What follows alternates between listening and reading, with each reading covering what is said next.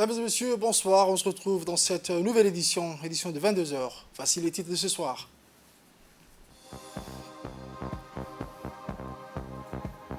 Le chef de l'État a présidé les travaux de la 5e séance du Conseil des ministres ce mardi 2 mai 2023. Autre actualité internationale, en Égypte, le Premier ministre japonais entame sa tournée en Afrique. Le journal au complet à présent, mesdames et messieurs, mentionné dans les titres sous la présidence du chef de l'État, son Excellence M. Ismaël Omar Guelleh, s'est tenue la 5e séance du Conseil des ministres ce mardi 2 mai 2023. Plusieurs questions ont été inscrites à l'ordre du jour. Poursuivons le rapport avec le porte-parole du gouvernement, M. Mahmoud Ali Youssouf. Sous la présidence du chef de l'État, son Excellence M. Ismaël Omar Guelleh, s'est tenue la 5e séance du Conseil des ministres en ce mardi 2 mai 2023. Étaient inscrites à l'ordre du jour 5 questions. La première question concerne un projet de loi portant adoption de la stratégie nationale en médicaments et produits pharmaceutiques 2023-2027. L'accès aux médicaments, vaccins et technologies de santé sûres, efficaces, de qualité, à un coût abordable, constitue l'une des fonctions essentielles de tout système de santé. Notre pays a décidé d'opter pour la mise en œuvre de politiques pharmaceutiques nationales capables d'aligner les besoins en santé publique aux objectifs de développement économique et social à l'échelle nationale, tout en encourageant une collaboration intersectorielle. Cette politique permettra de respecter la législation et la réglementation en vigueur en couvrant l'ensemble du cycle de vie des médicaments et produits pharmaceutiques, depuis la recherche-développement jusqu'à la commercialisation et l'utilisation, en passant impérieusement par la chaîne d'approvisionnement des marchés publics et privés. En effet, une chaîne d'approvisionnement performante est une chaîne résiliente qui cherche à minimiser les irrégularités et ou les pénuries de produits pharmaceutiques, imputables à une mauvaise gouvernance et coordination, à l'insuffisance du système de stockage et de distribution, à l'incapacité de financer les besoins pharmaceutiques et plus précisément à des situations d'urgence à titre des perturbations des chaînes d'approvisionnement mondiales engendrées par la pandémie du Covid-19, qui ont influencé négativement l'offre de soins et particulièrement la disponibilité des médicaments et de produits de santé essentiels. Notre pays, à l'image des pays dépendants des marchés régionaux et internationaux, des médicaments et des produits de santé essentiels, veille régulièrement au renforcement de sa chaîne d'approvisionnement. Au vu de l'intérêt que revêt ce chantier dans le système de santé djiboutien et en parallèle au projet de politique pharmaceutique, il a été jugé incontournable d'élaborer une stratégie nationale d'approvisionnement en médicaments et produits pharmaceutiques essentiels à la République de Djibouti. Cette nouvelle stratégie d'approvisionnement est axée sur 3 orientations stratégiques, qui sont les suivantes. Améliorer la gouvernance et optimiser les ressources, consolider le cycle de gestion de la chaîne d'approvisionnement, renforcer la gestion de la qualité de la chaîne d'approvisionnement. Ces orientations sont déclinées en 12 actions. Afin de rendre cette stratégie opérationnelle, il faudra augmenter la capacité financière et logistique de la CAM. La deuxième question est relative à un projet de loi portant adoption de la politique pharmaceutique nationale, donc 2023-2027. La pandémie du Covid-19 qui a perturbé les chaînes d'approvisionnement en médicaments et en produits pharmaceutiques et ses conséquences incitent le gouvernement à élaborer une nouvelle politique pharmaceutique nationale pour les 5 prochaines années. Ce projet de loi répond aux objectifs de renforcement de la gouvernance par la mise en place d'un cadre législatif et réglementaire adéquat et de celle d'un système d'approvisionnement capable de garantir une accessibilité des médicaments de qualité, de la promotion d'une production locale de médicaments et facilitera l'éducation thérapeutique en matière de médicaments et de produits essentiels. Il assurera notamment le suivi, évaluation de cette politique. Le document de politique prévoit également un plan d'action pour la période 2023-2027. Le projet de loi permettra de garantir et d'améliorer la disponibilité et l'accessibilité des médicaments et des produits de santé pour l'ensemble des Djiboutiens. Il vise aussi à renforcer notre système de santé. Poursuivons avec la deuxième partie de ce rapport du Conseil des ministres de ce mardi 2 mai, toujours avec le porte-parole du gouvernement. Concerne un projet de loi portant adoption de la liste nationale des médicaments. L'élaboration de la liste nationale des médicaments essentiels répond aux besoins d'une utilisation rationnelle des médicaments et est fortement recommandée par l'OMS. La dernière révision de la liste nationale date de 2003 et la nouvelle liste de référence a été approuvée à l'issue de la tenue de plusieurs rencontres des acteurs de différentes spécialités médicales et pharmaceutiques et devra répondre aux nouveaux enjeux et défis sanitaires. Les médicaments ont été sélectionnés en fonction de la prévalence des maladies, de l'innocuité, de l'efficacité sur la base des rapports coût-efficacité, recommandations et observations. Cette liste vise à favoriser l'image rationnelle des médicaments et servira de base pour l'élaboration des guides de traitement standard. Elle guidera un système d'approvisionnement public et privé des médicaments, orientera la production locale et facilitera l'éducation thérapeutique des patients. La quatrième question est relative à un projet de loi concernant les aires protégées. Le présent projet donc a pour objet la mise en place d'un cadre législatif relatif aux aires protégées. En effet, la loi numéro 45 portant création des aires protégées terrestres et marines a été promulguée en 2004, suivie par l'adoption en juillet 2009 du Code de l'environnement pour renforcer la législation dans ce domaine. 7 aires protégées ont été créées depuis l'adoption du premier texte législatif. Après 2 décennies, il s'est avéré urgent de procéder à la refonte de la loi de 2004 et aux critères en conformité au contexte actuel du pays et aux critères internationaux applicables en matière d'aires protégées.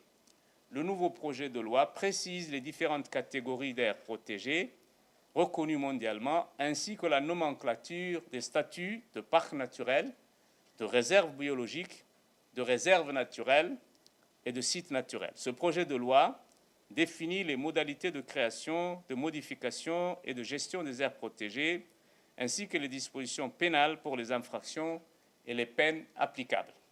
La cinquième question concerne un projet de décret portant règlement général du brevet de technicien supérieur. Le projet de décret fixe les modalités de préparation et les conditions de délivrance du brevet de technicien supérieur ainsi que l'organisation de l'examen du dit diplôme dit BTS. Le brevet de technicien supérieur est un diplôme national qui se prépare dans les lycées généraux et professionnels sur une période de 2 ans. Il est aussi préparé par la voie de la formation professionnelle continue et par la voie de la validation des acquis de l'expérience. L'examen est ouvert aux candidats titulaires du bac général, du bac technologique et du baccalauréat professionnel. Le brevet permet aux titulaires de tenir des emplois de technicien supérieur dans les professions industrielles, commerciales et de services. Cette formation professionnalisante permettra à nos jeunes une insertion rapide dans le monde du travail.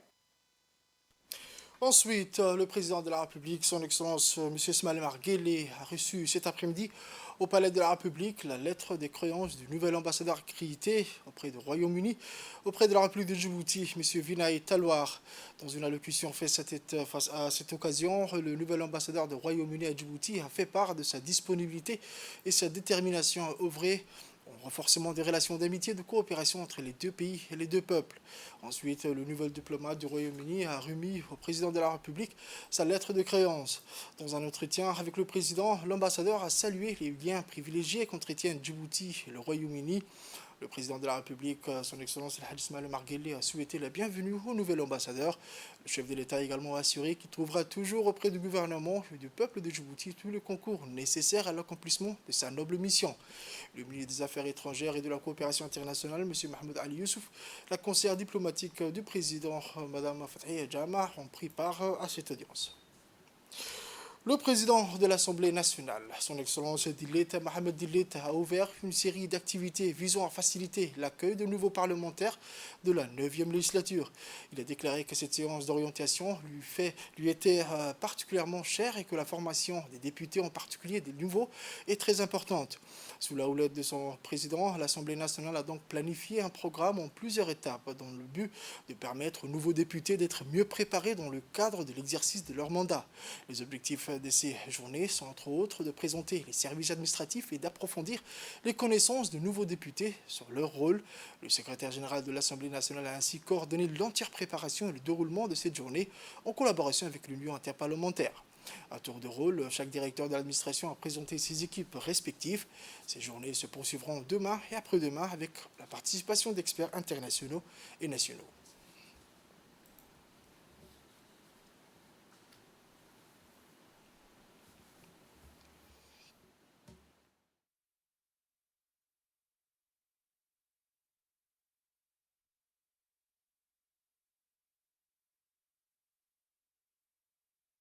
On écoute à présent un extrait de l'intervention du président de l'Assemblée nationale, son Excellence, M. Dillet Mohamed Dillet.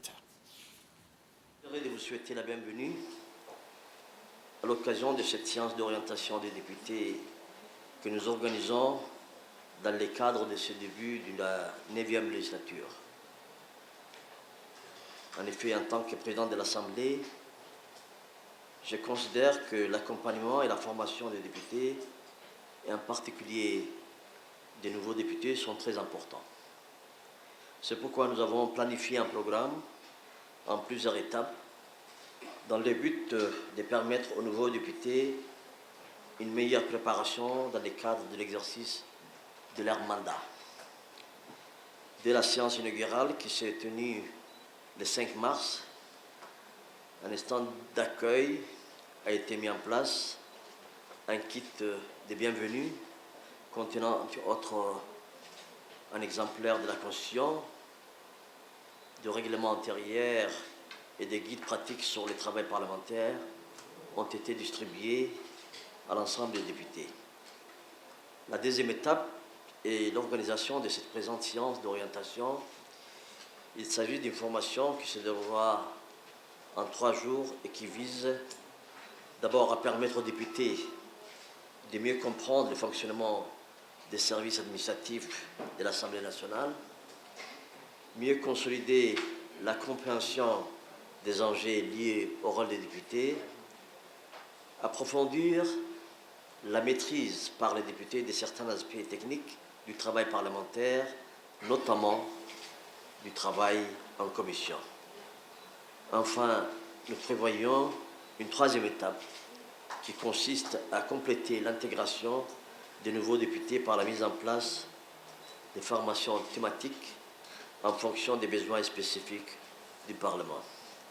Mes chers collègues, comme vous le savez, en notre qualité de représentants du peuple, nous avons tous pris l'engagement de poursuivre dans une ambiance apaisée et un esprit constructif notre mission constitutionnelle des parlementaires. Il est important, à mon sens, de traduire cette volonté d'engagement commun en acte et dans le but de donner un sens à notre mandat. Les députés de la 9e législature de l'Assemblée nationale se sont engagés dans cette voie et souhaitent nettement prendre en main les principaux instruments qui conduisent à un travail parlementaire de qualité.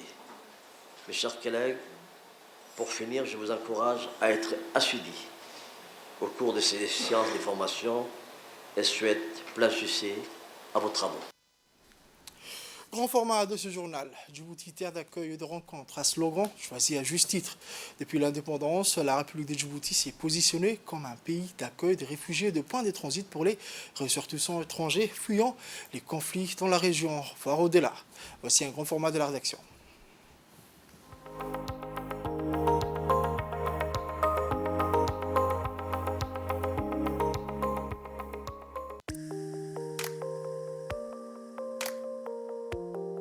Djibouti, terre d'accueil et de rencontres, un slogan choisi à juste titre.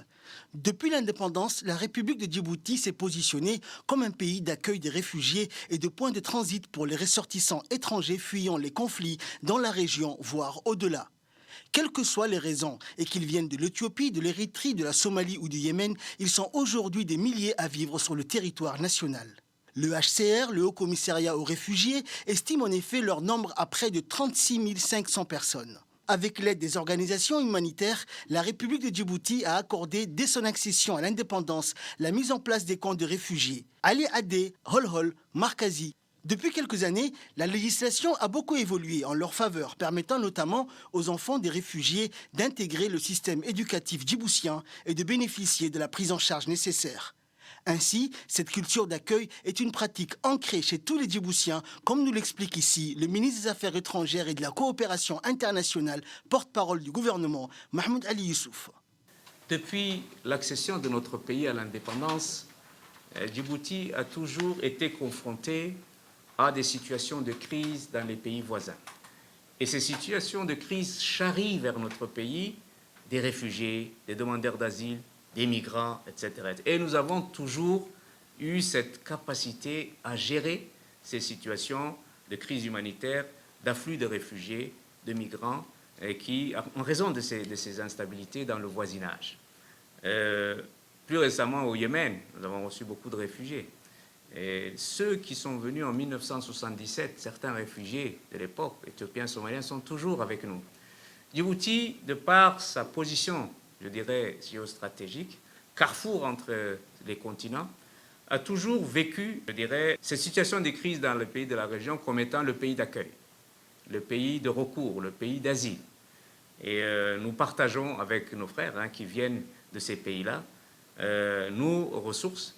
Et nous avons à gérer également des situations difficiles parfois. Mais sachez que le slogan de terre d'échange et de rencontre de notre pays n'est pas fortuit. Et il veut dire quelque chose. Sur un autre plan, depuis 2 semaines maintenant, le Soudan est confronté à un conflit interne. Conséquence, des centaines de victimes civiles. La communauté internationale s'alarme sur la situation. Le monde entier se mobilise pour évacuer ses ressortissants. Djibouti aussi. Au total, 85 ressortissants djiboutiens ont été évacués depuis la capitale soudanaise. Ces derniers ont franchi la frontière pour se rendre en Éthiopie et ensuite regagner Djibouti à bord de la compagnie aérienne nationale Air Djibouti. En plus d'évacuer les Djiboutiens bloqués depuis plusieurs jours au Soudan, notre pays va jouer un rôle de premier choix dans l'aide qu'il apporte à une vingtaine de pays dont les citoyens se trouvent sur le territoire soudanais. Les instructions du chef de l'État sont claires et donc la mobilisation exceptionnelle. Gendarmerie, police, armée, aviation civile, tout le monde est à pied d'œuvre. Le monde a les yeux rivés sur Djibouti. Pendant plusieurs jours, l'aéroport international de Djibouti va connaître une cadence inhabituelle d'affluence d'avions. Cette fois, il ne s'agit pas de réfugiés, mais d'évacuation des ressortissants étrangers. Des pays amis comme la France, la Norvège, la Suède, les États-Unis, l'Italie, le Japon ou encore le Canada ont affrété des gros appareils. Selon le ministère des Affaires étrangères, ce sont près de 2000 personnes qui ont atterri sur le sol djiboutien avant de regagner leur pays respectif.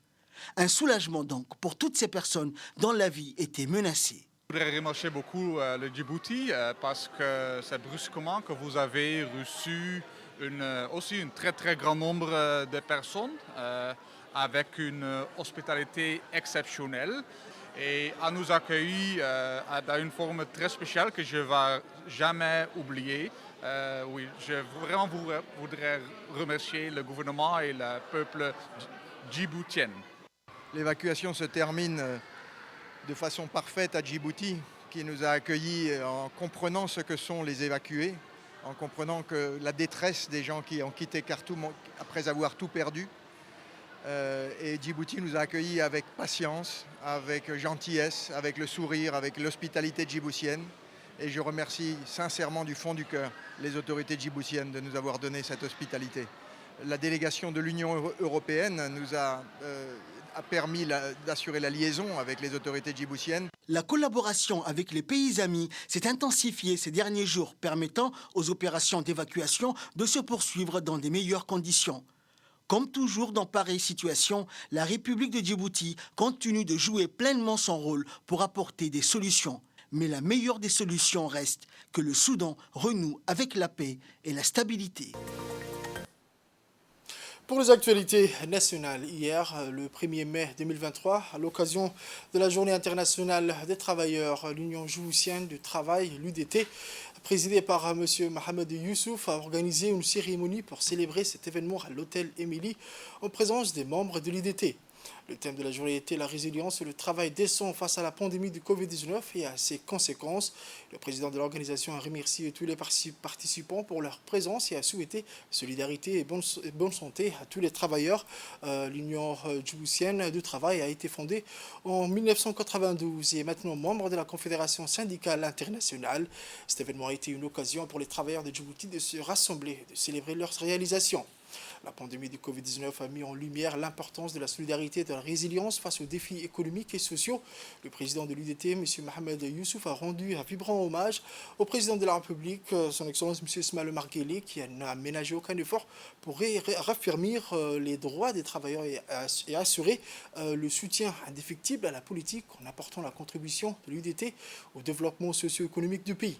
Enfin, le président de l'UDT a aussi remercié le ministre du Travail, M. Omar Abdi Saïd, pour son engagement à l'amélioration des conditions de vie des travailleurs et travailleuses djiboutiens. Le préfet de Djibouti, M. Ousmane Beleh Guiré, le directeur de l'Agence nationale des systèmes d'information de l'État, M. Mostafa Mohamed Ismail, ont co-présidé ce matin dans la salle de conférence de l'Institut des études diplomatiques de Djibouti la cérémonie d'ouverture des sessions de formation sur le système intégré de la préfecture. Organisée par l'Agence nationale des systèmes d'information de l'État, ces sessions de formation dont les travaux ont débuté aujourd'hui vont se poursuivre durant 9 jours. L'objectif de cette formation est de doter la préfecture d'un système intégré robuste, fiable et évolutif afin d'améliorer la gestion des services rendus par la préfecture. Ces sessions de formation s'inscrivent dans le cadre du projet d'appui à la modernisation de l'administration publique et sa finalité est de doter l'administration centrale d'une solution centralisée de gestion électronique des courriers et des documents afin de mieux servir à ses usagers. Cette nouvelle plateforme va permettre aux agents de la préfecture de suivre l'état d'avancement de toutes les demandes des usagers à travers un système, alors que les usagers, quant à eux, vont recevoir un SMS signalant l'état d'avancement de leurs demandes. Dans son intervention, le préfet de Djibouti, M. Ousmane Beleh, a souligné que cette formation va permettre aux personnels de la préfecture de Djibouti de se doter des compétences nécessaires sur la nouvelle plateforme de système intégré de la préfecture. Plus rentable, plus transparent et surtout plus proche des citoyens. C'est un système qui va leur permettre aussi de suivre leurs dossiers depuis chez eux. Une importante délégation marocaine de l'Agence marocaine de la coopération internationale et de l'Office de la formation professionnelle et de la promotion du travail est en visite de travail à Djibouti. La délégation a été reçue ce matin par le secrétaire général du MENFOB, M. Mohamed Abdellah Mahyoub, et le directeur général de l'enseignement technique et de la formation professionnelle, M. Abdelkader Hamed, et ses proches collaborateurs. La mission de cette délégation conduite par l'ambassadeur du Maroc à Djibouti s'inscrit dans le cadre de la redynamisation de l'Alliance africaine pour le développement de la formation professionnelle, dont la convention a été paraphée par plus de 53 pays dans la République de Djibouti. Cette visite poursuit une série d'objectifs, dont notamment l'établissement d'un diagnostic sur la formation professionnelle à Djibouti, l'identification des besoins du pays en matière d'infrastructures de formation et d'accompagnement en ingénierie pédagogique et la préparation de requêtes de financement pour la construction de 3 centres de formation ultramodernes. Signalons que cette délégation séjournera à Djibouti durant une semaine. Les discussions ont également porté sur l'amélioration et la poursuite du programme de jeunes boursiers djiboutiens formés dans les centres de formation du Maroc. Chaque année, les 30 meilleurs bacheliers de la formation professionnelle bénéficient d'une bourse d'études et poursuivent leurs études au Maroc avec une bourse d'études octroyée par le royaume chérifien. Pour rappel, Djibouti est membre des 20 pays engagés pour la promotion de la formation professionnelle en Afrique et que le ministre de l'Éducation nationale fait partie du comité exécutif de l'Alliance. Là aujourd'hui pour travailler avec nous, pour améliorer, voir le diagnostic et de faire le bilan de notre politique nationale de la formation professionnelle dans le cadre du premier plan d'action opérationnel de cette politique nationale. Un des premiers objectifs, c'est améliorer l'accès, bien sûr, voir avec les requêtes qu'on peut préparer la construction de nouveaux centres de métiers et bien sûr la cité des métiers des compétences également et aussi une des discussions avec l'agence marocaine de la coopération. Nous sommes en train de travailler de comment améliorer la formation au Maroc de nos stagiaires djiboutiens après le bac, le professionnel. Donc nous, comme vous le savez, chaque année, il y a 30 jeunes, les 30 meilleurs jeunes de bachelier professionnel qui partent au Maroc pour compléter leur cursus de formation avec un BTS des techniciens donc supérieurs. Et au niveau de l'OFPBT, nous travaillons également comment améliorer la gestion de nos centres sectoriels, comment améliorer également la formation de nos formateurs, travailler également sur la réforme de nos programmes et aussi comment travailler un meilleur partenariat avec les entreprises. Je vous emmène dans une plage située dans la capitale de Djibouti, qui se situe à Doralé. Le Petit Ambado, où le ministre du Commerce et du Tourisme, M. Mohamed Warsama Diriye, accompagné du ministre de la Décentralisation, M. Kassim Haroun Ali, a présidé la cérémonie d'inauguration du centre touristique balnéaire Coco Beach, dit Petit Ambado. La cérémonie d'inauguration de cette belle plage a eu lieu en présence du secrétaire général du ministère du Commerce et du Tourisme, du directeur de l'Agence nationale du tourisme également, mais aussi du président de la commune de Belhaus, du gérant du centre touristique balnéaire Coco Beach. C'est ainsi que le ministre du Commerce et du Tourisme, M. Mohamed Wassama, a coupé le ruban inaugural aux côtés du ministre délégué chargé de la décentralisation dans le cadre de la valorisation et promotion du tourisme à Djibouti, que l'Agence nationale du tourisme mène un travail acharné, remarquable, qui a comme objectif d'exploiter les belles plages situées dans la capitale et dans les districts de l'intérieur. C'est dans cette même optique que la plage Petit Ambado a été aménagée, réalisée avec le financement de l'Agence nationale du tourisme et confiée à un opérateur privé. Une jeune femme dynamique de la diaspora djiboutienne qui a eu la volonté de participer au développement du pays, de son pays, qui est Djibouti, terre de rencontres et d'échanges. Au cours de cette cérémonie, le ministre du Commerce et du Tourisme et le ministre de la Décentralisation ont pu visiter le centre touristique balnéaire Coco Beach. Ensuite, des kits solaires ont été remis aux gérants des sites touristiques de la capitale et ceux des districts de l'intérieur afin de les soutenir dans le projet de la promotion du tourisme en République de Djibouti. À la fin de la cérémonie, le directeur de l'Agence nationale du tourisme a remis les clés de ce centre à Mme Bahja Omar, qui va gérer ce centre touristique dénommé Coco Beach.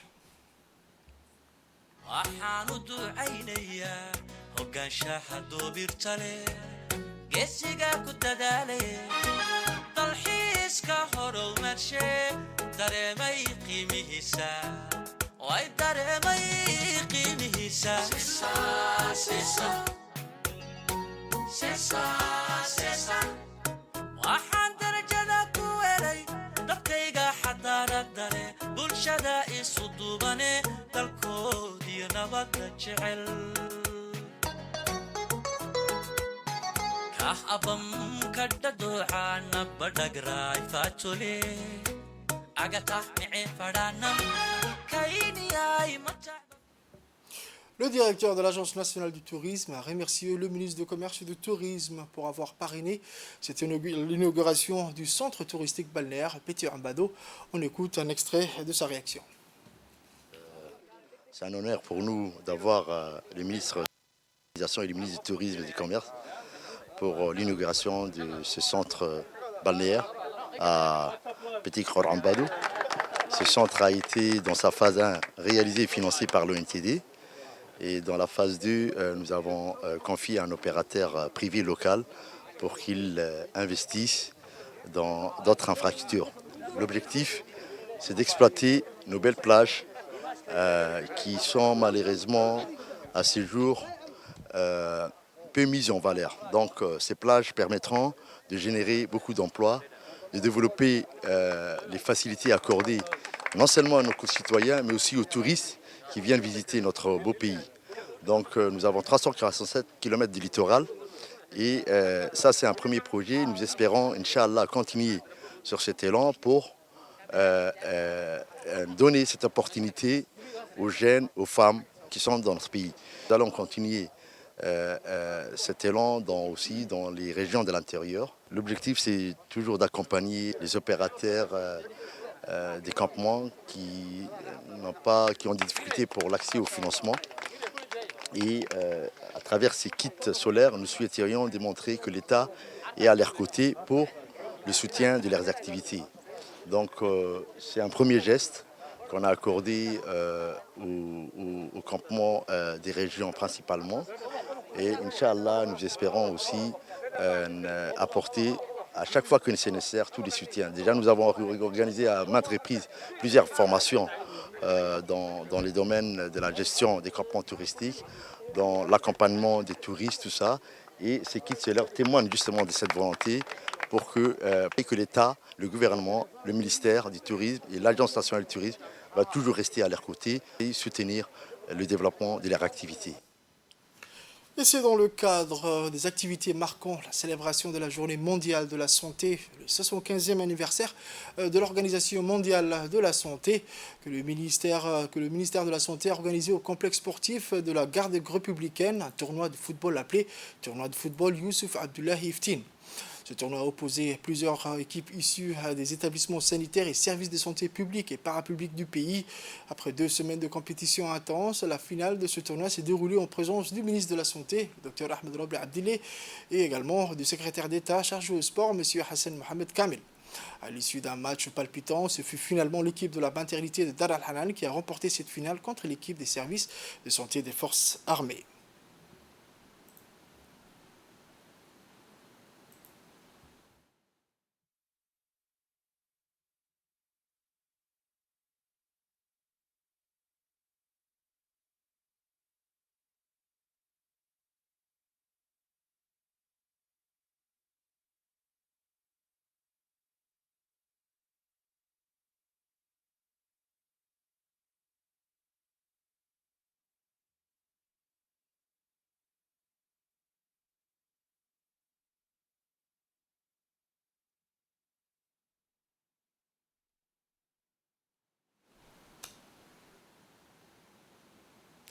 Un 1er mai arrosé à Ali Sabié. Une forte pluie a largement arrosé hier dans l'après-midi l'ensemble de la région Assadjoug. Depuis l'après-midi, la pluie a continué de pianoter sur la ville et sur les toits des bâtisses. Des trombes d'eau qui ont d'un seul coup balayé la chaleur. L'air et l'atmosphère sont devenus doux grâce aux précipitations régulières. La ville est plongée dans un temps des saisons fraîches. Les écoulements d'eau dans le Oued et dans les ruelles de quartier ont redonné la terre à un aspect propre, donc vierge.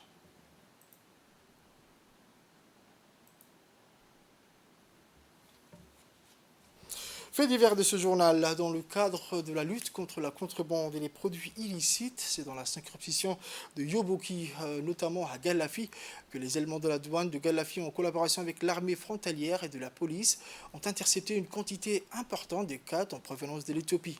Ces derniers ont intercepté 15 colis de khat de 50 kg, le sac, soit 750 kg. Après les saisies, la séance de la destruction de ces khat a eu lieu sur place et a pris feu. Rappelons que ces opérations s'effectuent sous l'autorité du responsable de la brigade de douane de Galafi, M. Ahmed Ali Hassan, chef de brigade de Galafi. Le directeur général de la douane et des droits indirects, M. Goulet Ahmed, a adressé ses vives félicitations à l'ensemble des éléments de la douane et militaires de Galafi pour leur collaboration à la réussite de cette opération à la lutte contre la contrebande. Et à Arta, toujours dans le cadre de lutte contre la contrebande et les produits illicites, c'est dans la région d'Arta, notamment à Ali-Ouneh, que les éléments de la douane de l'OIADA, en collaboration avec l'armée frontalière, qui ont intercepté une quantité importante de cartons de cigarettes de marque Benson et Royal. Plus de 30 cartons de marque Benson et Royal ont été interceptés. Rappelons que ces opérations s'effectuent sous l'autorité du responsable de la brigade de douane de la région d'Arta, M. Yahya Moussa Ige, et chef de brigade de douane de l'OIADA, M. Suleiman Adel Omar, et le colonel chef de corps de Bir de poste d'Ali-Ouneh, M. Mohamed Mahmoud Assoui. Le directeur général de la douane et des droits indirects, M. Goulet Ahmed, a adressé ses vives félicitations à l'ensemble des éléments de la douane et militaires d'Ali-Ouneh pour leur collaboration à la réussite de cette opération.